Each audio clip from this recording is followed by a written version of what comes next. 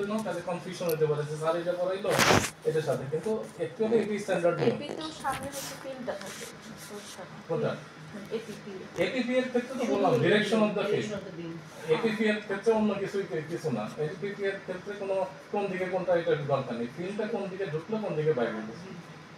AP মানে anteriorly ঢুকলো posteriorly বের হলো, পোস্টেরিয়রলি ঢুকলো অ্যান্টেরিয়রলি বের হলো, এটা হচ্ছে এপিপি। আর যদি তোমার অবলিক আর ল্যাটারালের ক্ষেত্রে কিন্তু এই কোন দিকে ডিরেকশন সেটা না, সেটা হচ্ছে ফিল্মের সাথে তোমার বডির কোন অংশ, লেফট ল্যাটারাল মানে লেফট ল্যাটারাল ভিউ মানে লেফট পার্টটা ফিল্মের সাথে লাগানো, রাইট ল্যাটারাল ভিউ মানে রাইট অংশটা ফিল্মের সাথে লাগানো, রাইট পোস্টেরিয়র অবলিক মানে রাইট পোস্টেরিয়র পার্টটা ফিল্মের সাথে লাগানো, লেফট অ্যান্টেরিয়র অবলিক মানে লেফট অ্যান্টেরিয়র অংশটা ফিল্মের সাথে লাগানো। ঠিক আছে? তো মনে রাখো ব্রিটিশের ব্রিটেনের সাটন চ্যাপম্যান যে বইগুলো আছে এটা ব্রিটিশরা বা এটা উল্টাটা বলে যেদিকে, তো ওইটার সাথে তুমি যেভাবে মিলাই নিবা ওটা বোঝার দরকারও নেই, কারণ এটা স্ট্যান্ডার্ড সারা দুনিয়াতে অ্যাকসেপ্টেবল। জাপান থেকে শুরু করে আর্জেন্টিনা এটা এরাই ফলো করে, ব্রিটিশরা খালি সারা, তো আমরা ব্রিটিশরা ফলো করবো না। ঠিক আছে? তাহলে এটাই হলো স্ট্যান্ডার্ড, এটা সারা দুনিয়াতে অ্যাকসেপ্টেবল। বোঝা গেছে? তাহলে এখন আমি যার পজিশন বলবো সেটা হচ্ছে, আচ্ছা তাহলে এটা কোনটা কি position? Left anterior oblique. Left অ্যান্টেরিয়রটা অবলিকের সাথে এর সাথে লাগাইছে। স্যার এটা কি সুপাইনও হতে পারে আবার ইরেক্টও হতে পারে? হ্যাঁ, যে এটা সুপাইন হতে পারে ইরেক্ট হতে পারে, যেদিকে ফিল লাগানো থাকবে সেদিকে। তো এখন ঠিক আছে, তাহলে অবলিক আর ল্যাটারাল ভিউ, এর চেয়ে সহজ করে তো আর বলার কিছু নাই। এপিপিএ হচ্ছে ডিরেকশন আর ল্যাটারাল আর অবলিক হচ্ছে জাস্ট যে অংশটা ফিল্মের সাথে লাগানো। ঠিক আছে? সোজা। এখন দুইটা টার্ম আছে, একটা হচ্ছে ডেকুবিটাস, রাইট ল্যাটারাল ডেকুবিটাস মানে ডান কাতে, আর রাইট ল্যাটারাল রিকাম্বেন্ট মানেও ডান কাতে। কিন্তু ডিরেকশন অফ দ্য ফিন যদি হরাইজন্টাল হয় সেটা হচ্ছে হরাইজন্টাল বিম হলে সেটাকে বলে ডেকুবিটাস। লেফট ল্যাটারাল ডেকুবিটাস মানে লেফট ল্যাটারালি সে শুয়ে আছে, বাম কাতে শুয়ে আছে এবং ফিনটা হরাইজন্টালি যাচ্ছে, এটার নাম লেফট ল্যাটারাল ডেকুবিটাস। আর লেফট ল্যাটারাল রিকাম্বেন্ট মানে সে লেফট বাম কাতে আছে কিন্তু উপর থেকে ভার্টিক্যালি আসছে। এই টার্মগুলো লাগবে, আমি এই জন্য আমি বলতেছি এগুলো হচ্ছে এগুলো জানা একদম বেসিক কথাবার্তা। ঠিক আছে? বোঝা গেল?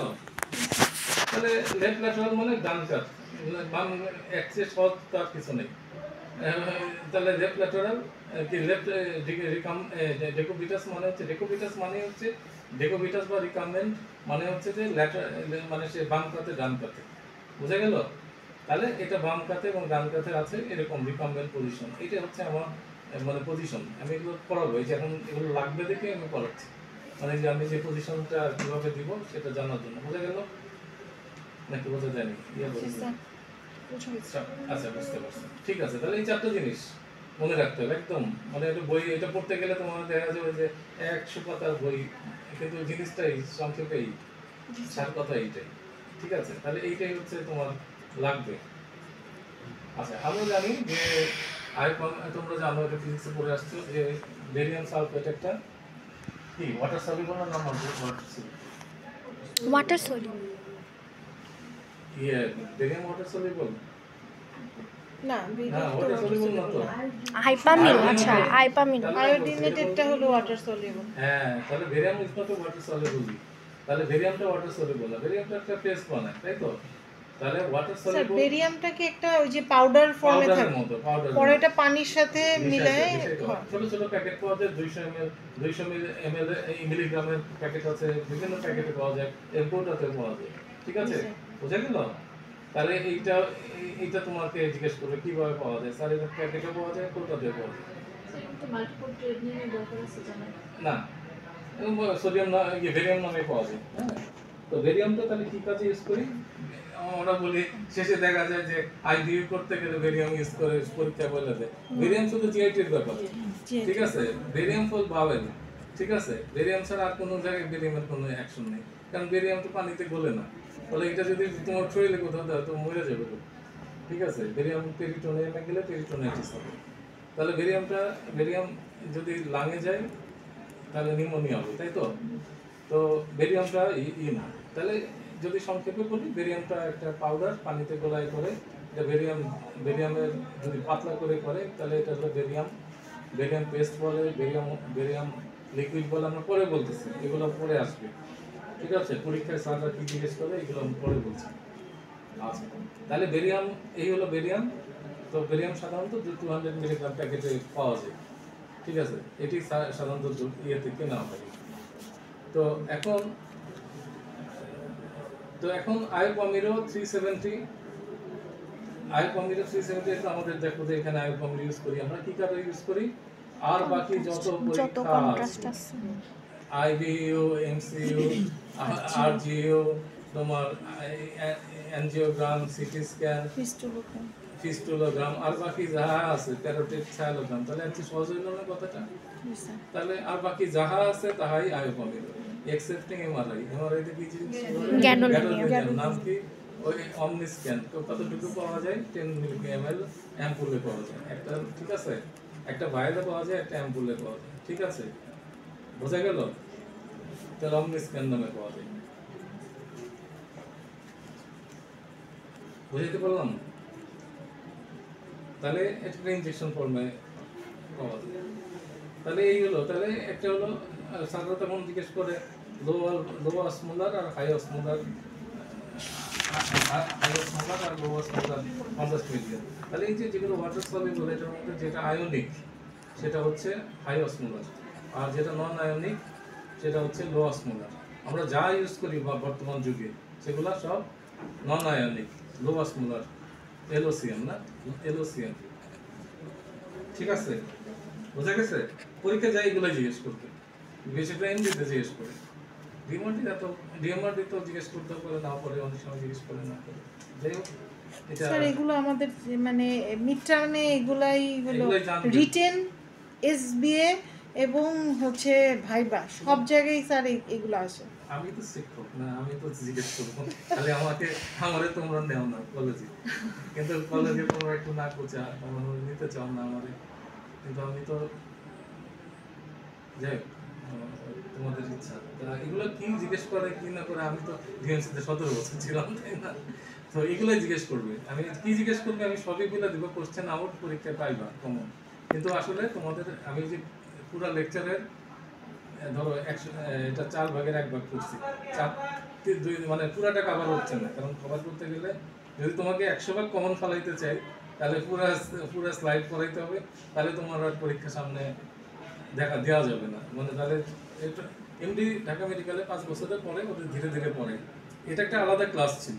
এটা 80টা 70 স্লাইডের একটা সেটাকে আমি 10 স্লাইড নিয়ে আসছি, মানে বাকি 90-80টা পালাই দিচ্ছি। স্যার এবার আমরা পার্ট 2, অনেক মানুষ আছে স্যার, 1 2 3 4 5, হ্যাঁ স্যার অনেক মানুষ স্যার। আচ্ছা ঠিক আছে, আমরা ডিটেল একটু, কিন্তু তোমার পরীক্ষার সামনে প্লাস আবার ডিএমআরটি আবার বিরক্ত হয়ে যাবে এত পড়াচ্ছে, তাহলে ওদের সেই জন্য আমি বলতে চাচ্ছি যে তো ওদের এত লাগবে না দেখে, তাহলে বোঝা গেল। এগুলো জিজ্ঞেস করবে তোমাদের, তাহলে কোনটা লোয়ার অসমোলার, হাই অসমোলার, ঠিক আছে। তাহলে আমি যাবো কোশ্চেনই বলবো, ছোট করে বলতেছি।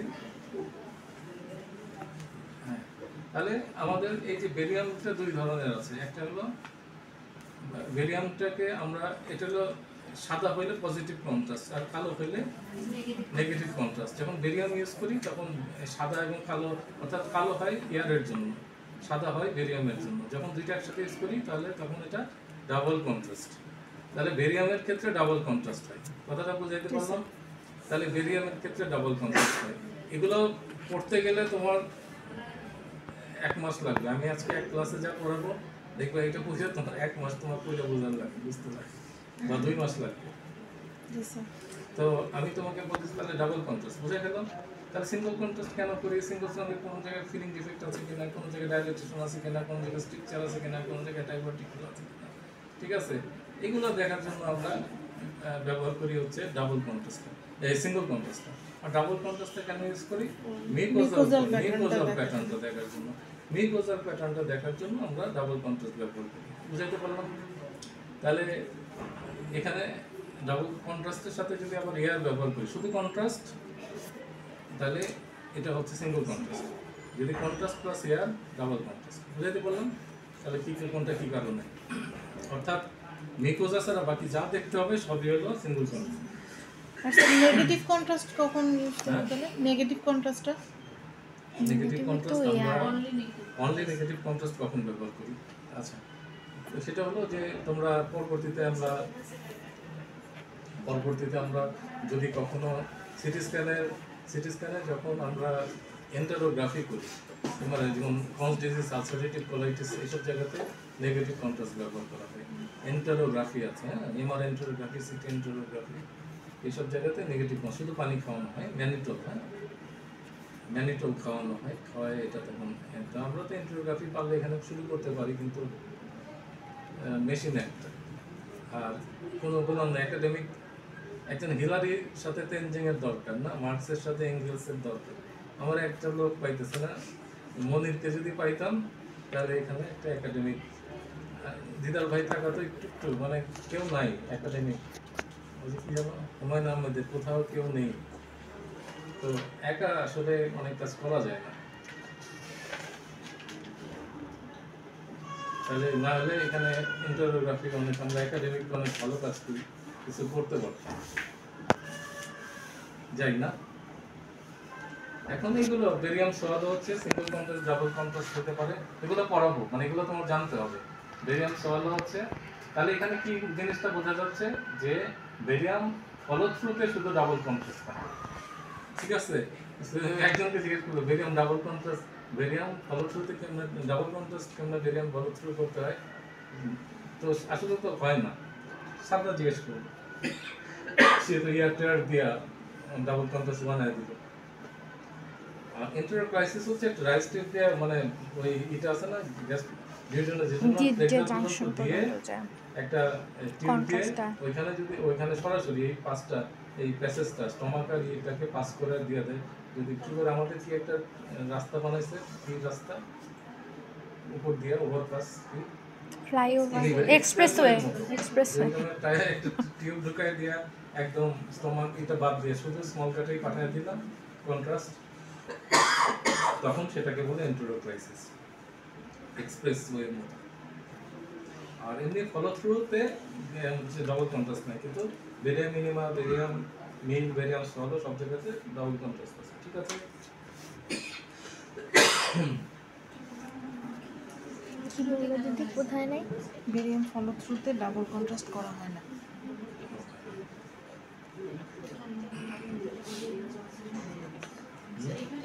কেন করা হলো? কারণ এখানে এয়ার দেওয়াটা কঠিন, এয়ার কোনো পাস করার কোনো উপায় নেই। পারফেক্টলি এয়ার দেওয়া সম্ভব, কিন্তু এয়ার দেওয়া সম্ভব, কিন্তু ওইখানে ডাবল কন্ট্রাস্টে এয়ার দেওয়া সম্ভব না। ওইখানে এয়ার পাঠাইতে গেলে যে প্রেশার দিতে হবে তাতে রাপচার হয়ে যেতে হবে।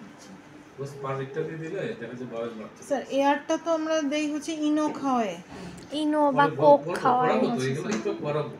আচ্ছা পড়াবো তো এই যে আজকে তো পড়া তো এইটাই, ঠিক আছে? আজকে একটু জাস্ট আমি একটু দেখাচ্ছি, এগুলো পড়াবো। প্যারোটিড, সাইলোগ্রাম, লুপোগ্রাম, ফিস্টুলোগ্রাম, এগুলো হচ্ছে আমাদের জানতে হবে। কি কি জিনিস জানতে হবে জাস্ট একটু দেখায় দিলাম। আর আইজিও, আরজিও, এমসি এবং কনড্রোইটোগ্রাম, এগুলো পরীক্ষায় যেগুলো দেয়। কনড্রোইটোগ্রাম মানেটা কি? ব্লাডার ক্যান্সার হলে ব্লাডারটা ফেলে দেওয়া। লুপোগ্রাম, না, লুপোগ্রাম ঠিক বলে না। কনড্রোইটোগ্রাম একটা কনড্রোইট বানানো হয়, অর্থাৎ আইলিয়ামটা কেটে ওখানে নিও একটা ওইটাতে ব্লাডার বানানো হয়, সেখানে ইউরেটারটা ওপেন করা হয়, পেশাবটা বডির সাইড দিয়ে বাইরে হয়, যেমন কোলোস্টমির মতো। তো ওইখানে এই দিয়ে টিউব ঢুকায় যাওয়ার ফলেস্ট ক্যাথেটার দিয়ে বের করা হয়, অর্থাৎ ব্লাডারটা কেটে ফেলে দিতে ব্লাডার ক্যান্সারে করা হয়। কনড্রোইট বানানো আমি করাবো যদি করতে চাও, ঠিক আছে? তাহলে আমি করতে চাইলে বলো, যাই না? আচ্ছা, আরেকটা হিস্টোসালপিন, এগুলো পরীক্ষাটাকে এই জিনিসগুলো এগুলো আমরা করতে চাইলে করো। আচ্ছা, আরেকটা হলো টিটিএফ কোরআন জিওগ্রাফি আছে, এটা মাঝে মধ্যে পার্সোনাল পিটিসি ও এফসিপিএস এ দেয়। আমার সময় আমি সিজনে বলে আমার সময় পিটিসি এই করা হয়েছে। স্যার আমাদের একটা কোশ্চেন করছিল যে পিটিসিএ আর হচ্ছে টিটিউব কোলাঞ্জিওগ্রাম, তুমি ফিল্ম দেখে কিভাবে চিনবা কোনটা কোথায় দেয়? আচ্ছা, টিটিউব দেখা যাবে না, একটাতে টিটিউব দেখা যাবে, আরেকটাতে টিটিউব দেখা যাবে না। আরেকটা হলো তোমার সিবিডিতে দেয় হচ্ছে কোলাঞ্জিও, টিটিউবটা থাকে সিবিডিতে, আর ওইটা থাকে হচ্ছে লিভারে। পরেই বুঝতে হবে এটা স্যার সেন্ট্রালি দেয়, মানে সেন্ট্রালি দেয় কোনটা, পেরিফেরি দেয় কোনটা, এটা বলছে তোমার পিটিসিএ। আচ্ছা সেন্ট্রালি দেয় পিটিসি, আর পেরিফেরালি দেয় হচ্ছে তোমার। আর পরে এইটা পড়ার এই ক্লাসগুলোর হয়ে গেলেই দেখো তুমি বুঝতে পারবে যে এটা টিটিউ না, এটা পেরিফেরালি দিচ্ছে, আর এটা এই দিক দিয়ে। পরে আমরা দেখাবো পারকিউশনাস, ঠিক আছে? এটা তো অনেক পরের ছবি, সেই জন্য, ঠিক আছে? তাই এটা পারকিউশনাস ট্রান্সহেপাটিক কোলানজিওপ্যানক্রিয়াটোগ্রাফি পিটিসি, হ্যাঁ, কোলানজিওগ্রাফি স্যার, ঠিক আছে? তাহলে এই কয়েকটা জিনিস তোমাদের এখানে দিবে যাই। তাহলে এখানে কতগুলো কমপ্লিকেশন কন্ট্রাস্ট মিডিয়াতে হয় তোমরা জানো, যে এগুলোতে এটা বলতে চাচ্ছি না। ক্রিয়েটিনিন 1.5 অথবা জিএফআর 30, এই দুইটা যে কোনো একটা যদি মানে থাকতে হবে। এর বেশি হয়ে গেলে ক্রিয়েটিনিন বা যদি জিএফআর কমে যায় 30 অথবা 30 মধ্যে নিচে কমে যায়, অথবা যদি ইয়েতে ক্রিয়েটিনিন 1.5 এর বেশি কমে যায়, নিচে কমে যায়, তাহলে করা যাবে না। কিছু কিছু জিনিস আছে, মেটফর্মিন কি করা যাবে? মেটফর্মিন থাকলে মেটফর্মিনটা বন্ধ করতে হবে। তারপরে আরো কিছু আছে, প্রেগন্যান্সির সময় কন্ট্রাস্ট দেওয়া যাবে কি যাবে না? দেওয়া যাবে না, প্রেগন্যান্সিতে দেওয়া যাবে না। ইয়েতে রেনাল ফেইলারে দেওয়া যাবে, রেনাল ফেইলারে এমআরআইতে দেওয়া যাবে না। যদি যদি দেই তাহলে ওই ডায়ালাইসিসের আগ দিয়ে দিতে হবে। তো সেখানে ডোজ বেশি দিতে হবে না কম দিতে হবে? কম। বেশি দিতে হবে, কারণ তার এক্সক্রিশন কমে গেছে, ডাবল দিতে হবে, ঠিক আছে? নর্মালি পার 1 মিলিলিটার পার কেজি বডি ওয়েট, তাই তো 1 ml পার কেজি বডি ওয়েট, কিন্তু সেটা তার তুলনায় এখানে দিতে হয় 2 ml ইয়েতে, কিডনিতে দিতে হয়, হ্যাঁ। এটা হলো ইয়েতে সিটি স্ক্যানে আইকনগুলো, কিন্তু ইয়ে হলে এমআরআই হলে গ্যাডোলিনিয়াম কি কত ডাবল দিবই না, কারণ কি হবে? নেফ্রোজেনিক সিস্টেমিক স্ক্লেরোসিস হইলে তোমার এটা কোশ্চেন থাকে এখন না, এখন এমডিএফসিটিসি কোশ্চেন, নেফ্রোজেনিক সিস্টেমিক স্ক্লেরোসিস হয়ে রোগী মারা যাবে, তোমার জীবনের সব সঞ্চয় তোমাকে দিতে হবে, ওকে, কম্পেনসেট করতে হবে, ঠিক আছে? বিদেশে হইলে তোমার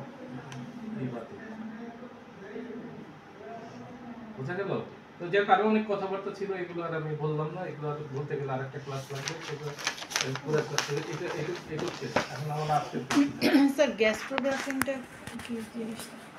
আচ্ছা, গ্যাস্ট্রোগ্রাফিন হচ্ছে যে তোমার যদি পারফোরেশনের কথা চিন্তা করো, যদি অ্যাসপিরেশনের কথা চিন্তা করো, অ্যাসপিরেশন গ্যাস্ট্রোকালি, সেক্ষেত্রে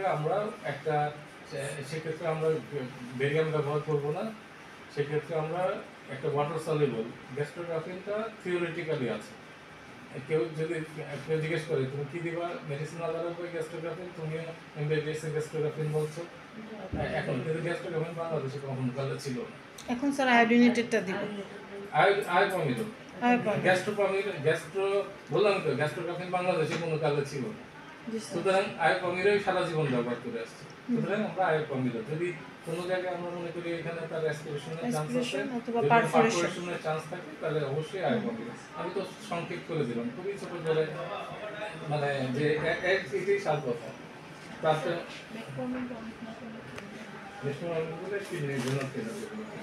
কারণ মেটফর্মিন একটা নেফ্রোটক্সিক ড্রাগ, তার সাথে দুইটা হলে সাইনার্জিজম। আচ্ছা, তাহলে আমি এটা ছোট করি না, এটা একটু বড় করেই বলি, কারণ এটা পরীক্ষা লাগে, এটা সবারই লাগে, এটা বোঝার